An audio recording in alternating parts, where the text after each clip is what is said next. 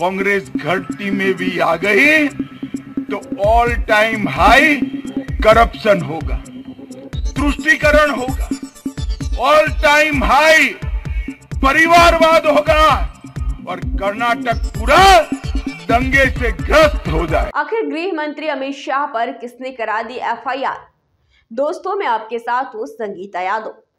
दोस्तों, कर्नाटक चुनाव जैसे जैसे नजदीक आ रहे हैं, मतदान के दिन जैसे करीब आ रहे हैं, कांग्रेस और बीजेपी जबरदस्त आरोप प्रत्यारोप एक दूसरे पर लगा रही है। बीजेपी के डबल इंजन की सरकार को लेकर इससे पहले भी कांग्रेस ने कई सारे आरोप लगाए हैं, लेकिन अब कांग्रेस के बड़े नेता रणदीप सुरजेवाला, बल्लभ और डीके शिवकुमार, जो कि कर्नाटक की राजनीति में बड़े चेहरे हैं, कांग्रेस पार्टी के लिए वो अब सीधे पहुंच गए हैं थाने। दोस्तों, केंद्रीय मंत्री अमित शाह पर एफआईआर कराने। हालांकि बाहर आकर रणदीप सुरजेवाला ने बकायदा ये जानकारी दी कि उन्होंने किस मामले में केंद्रीय मंत्री अमित शाह पर एफआईआर दर्ज कराई है।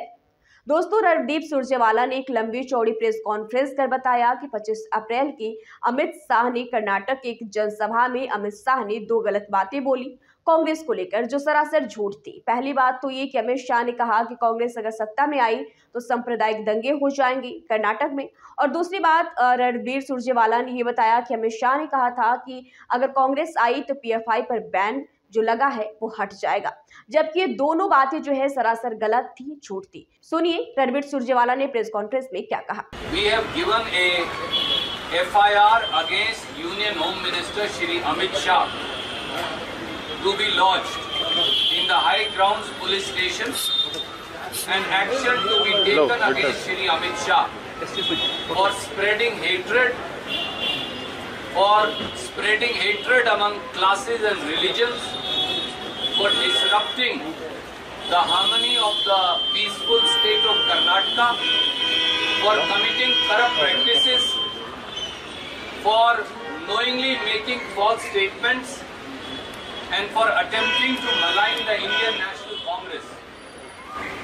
Shri Amit Shah on 25th of April made very scandalous statement during campaigning. He made fake and false statement which has become the narrative of the BJP, saying that if Congress comes to power, there will be communal riots.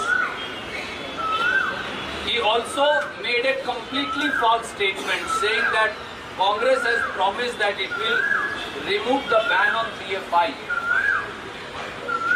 Both these things tantamount to spreading hatred, disrupting communal harmony, committing corrupt practice in the middle of the election by a star campaigner and Union Home Minister, by attributing fake and false motives to the Indian National Congress and its Karnataka unit, and by knowingly and deliberately making statements that he knows are incorrect. दोस्तों, अब पूरा का पूरा मामला थाने पहुंच चुका है। Police इस पर क्या एक्शन लेती है ये तो देखने की बात है, लेकिन आप कांग्रेस के इस आरोप पर क्या सोचते हैं, हमें कमेंट सेक्शन में जरूर बताएं।